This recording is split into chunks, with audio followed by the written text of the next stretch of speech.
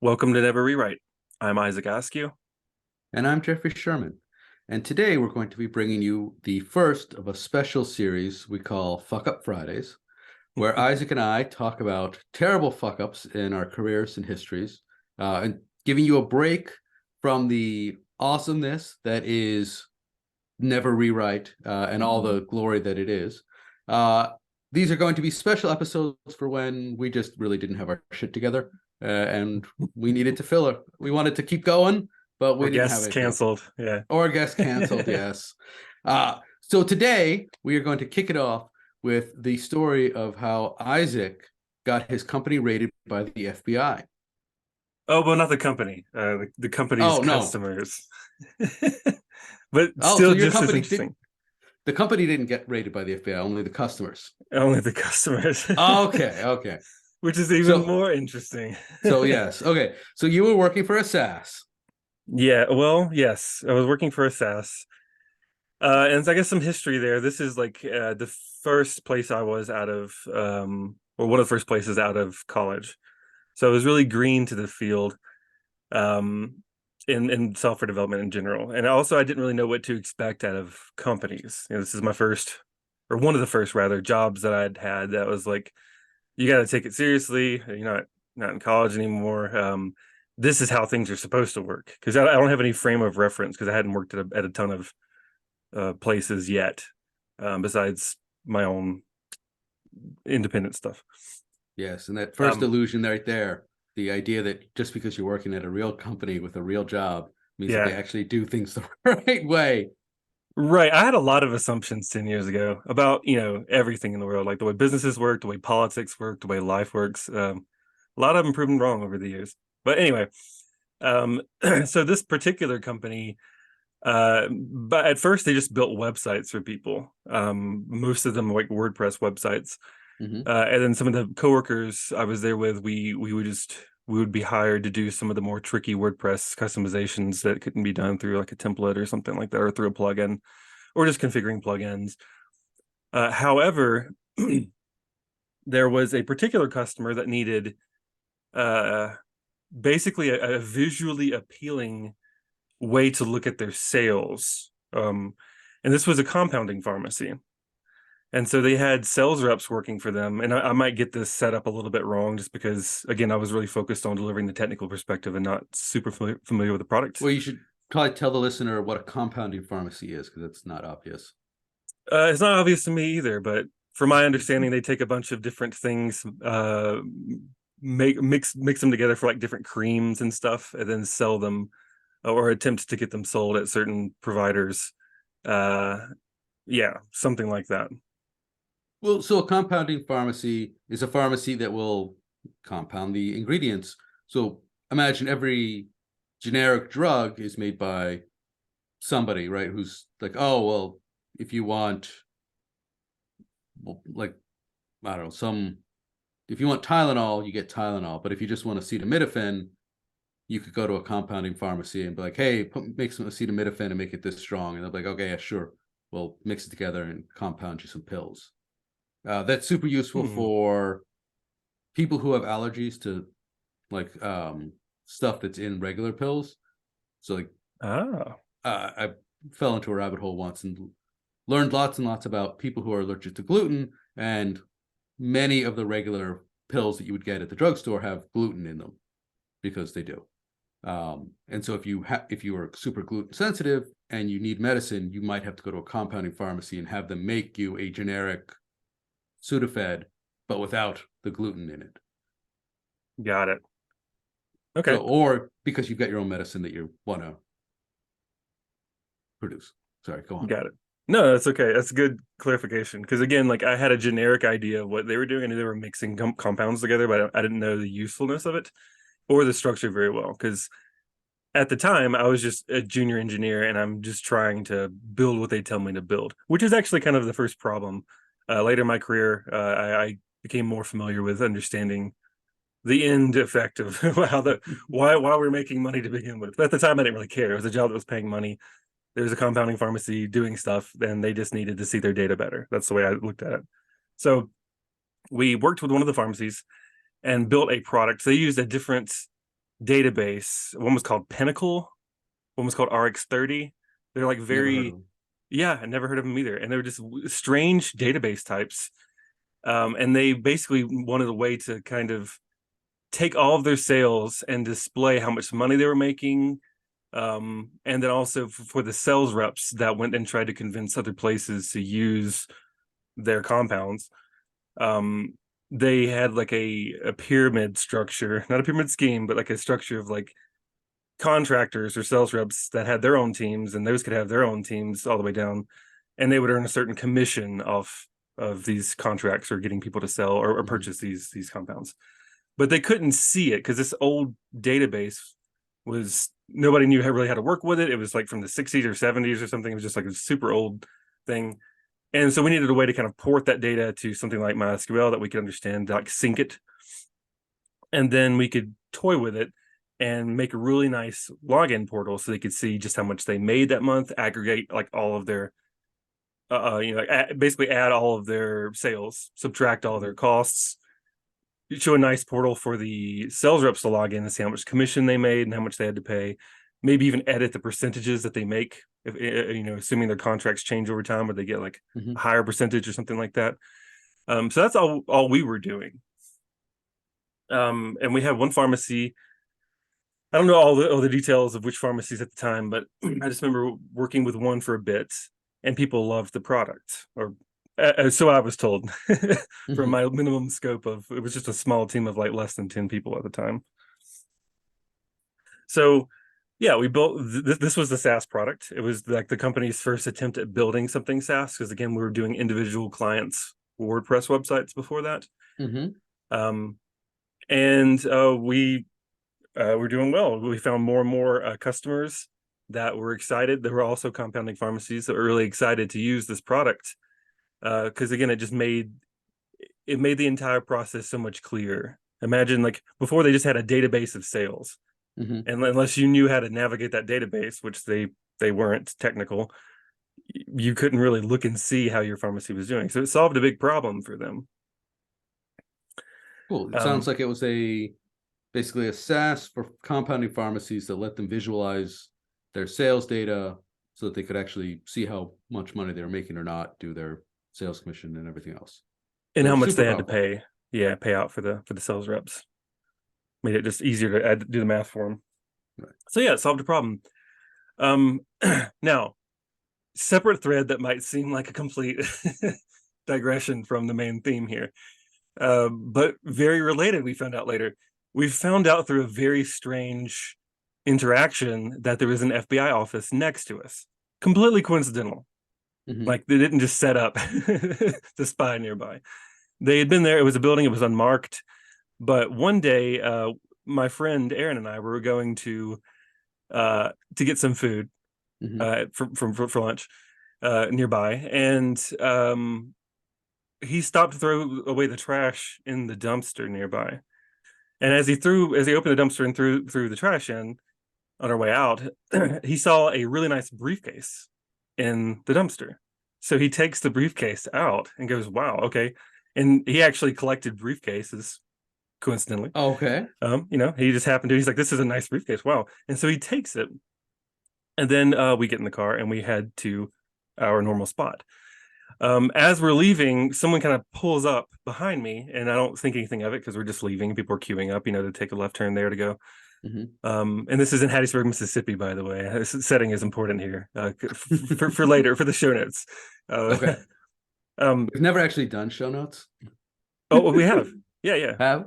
Are you yeah, yeah. sure? Like, look at some I, previous episodes, and I'll show you. Yeah, okay. yeah. So anyway, so as I'm driving there, this person is like tailgating me. They're like riding my ass like all the way there, and I'm like, "What is the deal with this guy?" I'm getting really frustrated, and fortunately, it's right down the road anyway. And so we pull into the lot, and actually, the restaurant had closed. We didn't know that. And so we pull up to a Mhm. closed restaurant, and then this person pulls up next to us, comes out, and he's like, "Hey, how you doing?"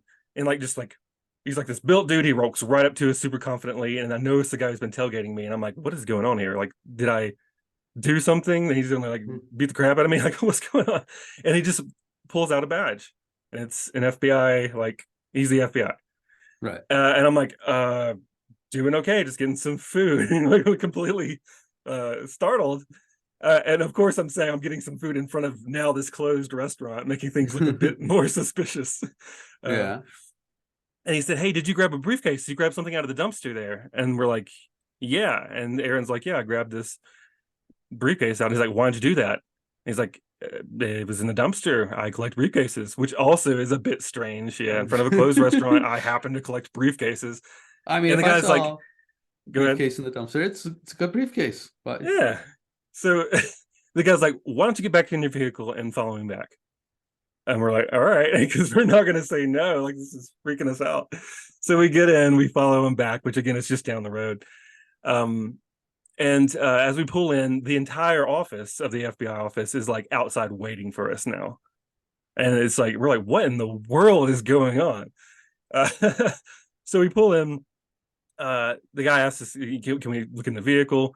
And I'm like, yeah, like there's nothing in here. It's just like an old beat down Ford Taurus. So they look in, they grab the briefcase, they start inspecting the briefcase really thoroughly. And then they ask us what we're doing again. We're like, we're just going to get some food. We didn't realize the place was closed, but seriously, that's all we're doing. And then like they at some point, I guess they're convinced that we're just two innocent people and we don't really have any. We tell them we work right next to you, like we're from the office right here. We saw in the dumpster, we just took the trash out, we have trash. And they said, well, you can't take anything from that dumpster, that's an FBI dumpster. No kidding. And I'm like, it's a public dumpster. I don't know what makes it an FBI dumpster. There's no markings on it other than the fact it's like at the backside of the FBI building. But like, right. it's like an entire suite of offices, including like a dentist's office and other stuff that were nearby, that all throw their trash there. So I don't know, whatever. But in the end, they clear us to say everything's good, we're fine, and they actually give Aaron the briefcase, which is a Oh, fantastic story for I hope for he him to has it tell. still. I hope I'm sure he does.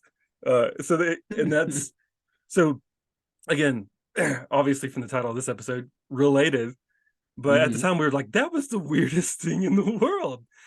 I've never had anything remotely similar happen to me in my life, and I was just completely baffled. So we go to lunch and we tell everyone the story, and we're just like a little bit shaken, like, what in the world?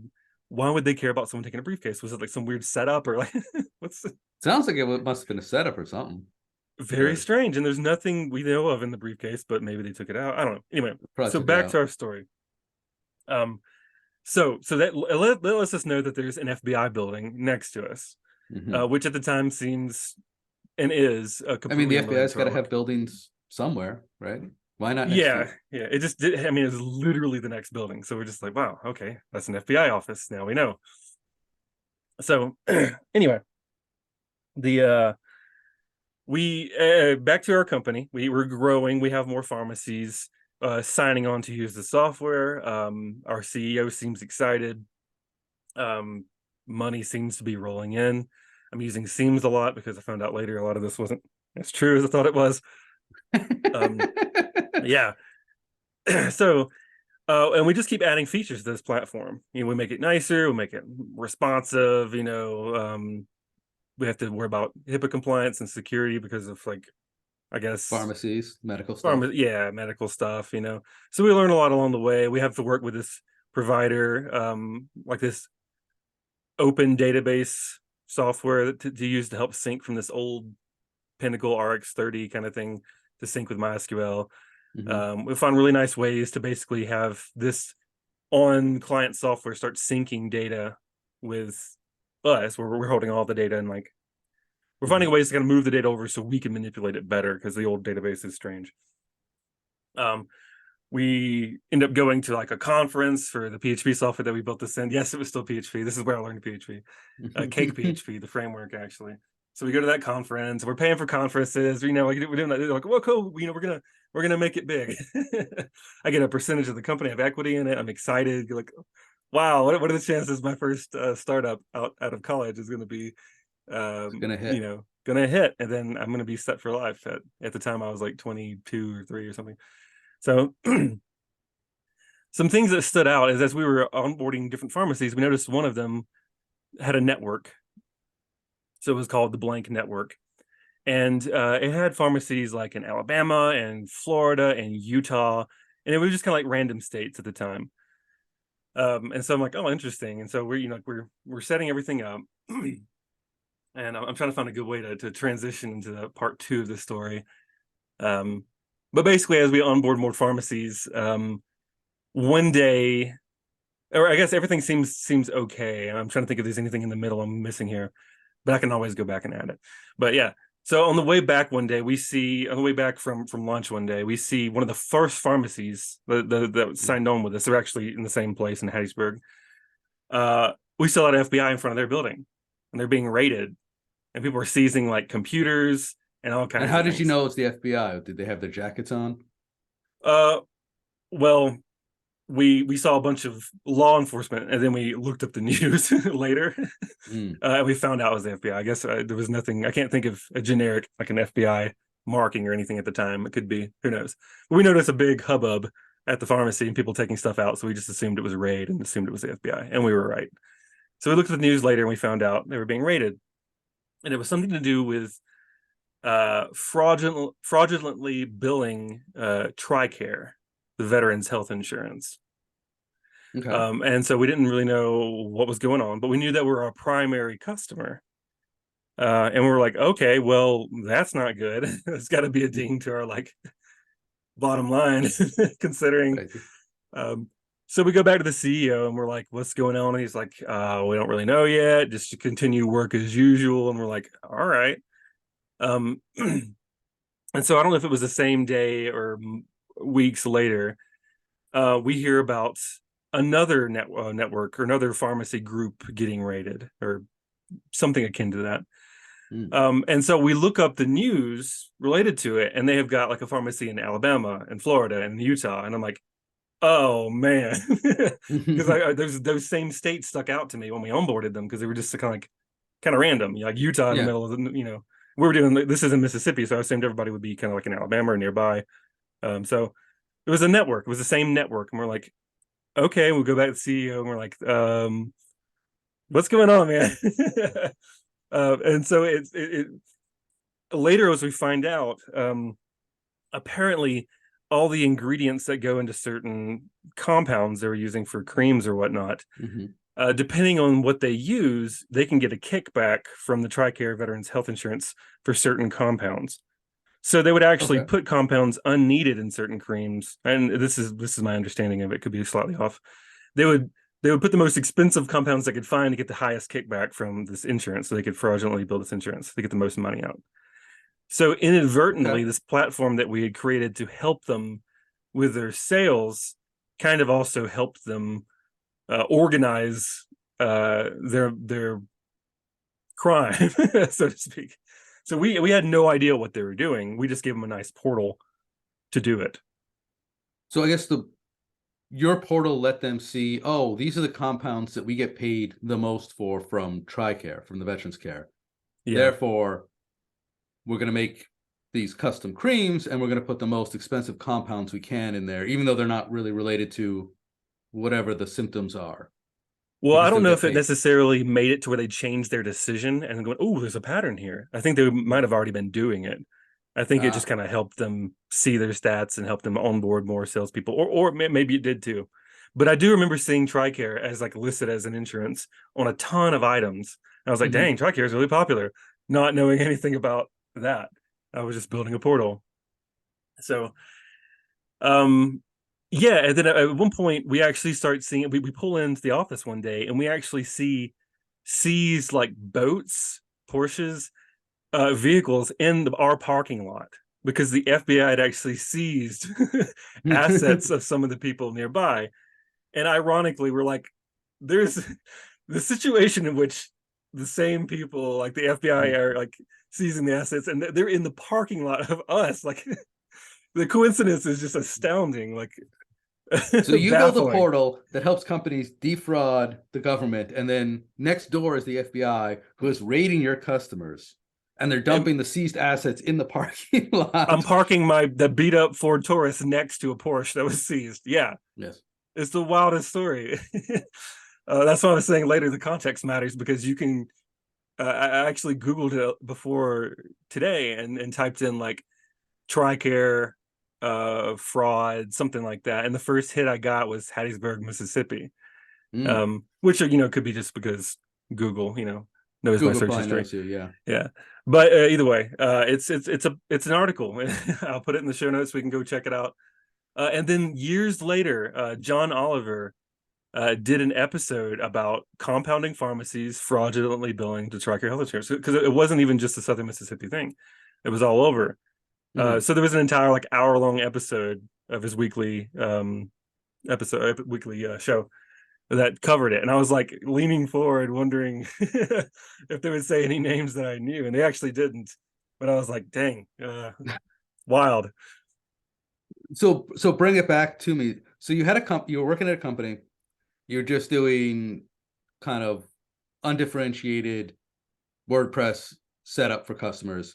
Hmm. You hit on you stumbled into an actual SaaS where you were going to do sales portal for compounding pharmacies. Things are going well, and then it turns out that all your customers are committing crimes. Did the FBI Right. ever raid you, or not raid, but like a subpoena your company that you know of, and get like the billing records so that they could find other people who are probably doing the same thing? I don't know. We asked our CEO about that because again, like they're the FBI. They know what we're doing, and we're right next to them. Like, so Mm-hmm. surely our CEO has talked to them about this, I assume. Again, I don't know the full story there, but I would imagine I mean, if I was the CEO, I would be a little, want to go ahead and be very forward with law enforcement to be like, we provide a portal for them. We're not helping them commit fraud or anything like that. Um, but yeah, I honestly don't really know what kind of conversations were had between between them. So what happened then? Did the product fall apart? Did you stop having paying customers? Well, some of the customers were legit. So we lost like 60% of our customers. So the rest of them were, I guess, were just normal compounding pharmacies, just trying to compound stuff. Um, however, it spooked a lot of people in the Mm-hmm. company, and everyone kind of started looking around for like a backup, assuming that the dominoes were going to fall. Like maybe the other people that remain actually are just not rated yet. You don't really know. Um, and then we had a chat that well, I won't go too into the details with other things there, but basically we found out that the funding wasn't what we thought it was. Um, I was asked if I could stay on for the year, like just Mm-hmm. commit to be there and not leave, basically. And at the time it was like February or something, so that was a long commitment. And I was like, yeah, I just kind of felt like I was talking to the CEO and I felt kind of forced to say yes because it was my only source of income. And there's not like a huge number of other tech jobs you can find in Hattiesburg, Mississippi. At the time, you either worked for Deloitte or you worked for some rando startup, or you just left. So I said yes, and then I ended up kind of leaving anyway, which I felt bad about because I shouldn't have said yes. But again, I just felt like my arm was twisted. But I ended up looking around at that point too, and it's actually how I ended up in Chicago. I at that point I was like, let me look around. I found a Stack Overflow advertisement for the next job of mine. Applied for it as a joke because I was like, there's no way I'm going to uproot my entire life and move 900 miles away to a brand new state. And then they liked me enough and they paid for everything. So I was like, okay, I guess I'll move 900 miles away. So But what yeah, happened to did the startup, did that company survive or did it go under? it was sold, Hmm. but it failed, I would say. But I guess at the end, there were only a certain amount of assets the company owned. Mm-hmm. Everybody kind of fell off, and from what I understand, the company was sold maybe to one of the pharmacies that wanted to keep using it, just as like a on-premise software or something like that. Mm-hmm. But then I did remember I said I had equity. So since Yeah, the company sold, I got my check in the mail for $89, I believe it was. That was my that 2.5% of the company. hey, your first company out of college had an exit and you got a check in the mail. That is still better than 99% That's a of great way to phrase it. Yeah. of that. Like it, yes, it wasn't Google, and you didn't get you didn't become a millionaire, but you got a check. Yeah, I came away positive my You first came away startup. positive. I should just leave it very abstract and put that on a resume somewhere. My first company eventually had an exit for which I was minimally involved and responsible, but I think I got like $1,000. Oh, And I was that's like, pretty good actually. at the time I was like, oh man, look at this. Blah, blah, blah. And now I'm like, yeah, I got more than nothing. Sweet. Right. Yeah. I actually still have the check around here. I kept it because I was like, I'm gonna frame this check and be like, Oh, this you is what didn't cash happens when it? you gamble on equity. Yeah, Yeah, I guess for $89. not Mine bad. was all digital. I didn't have a chance for a check. But yeah, that's how my first company's customers got raided by the FBI and how our products didn't really make it. So the moral of the story is dumpster diving. Go dumpster diving. Yes. Yeah, you'll Yep. never know what you can find, even if it seems completely unrelated to your life at the moment.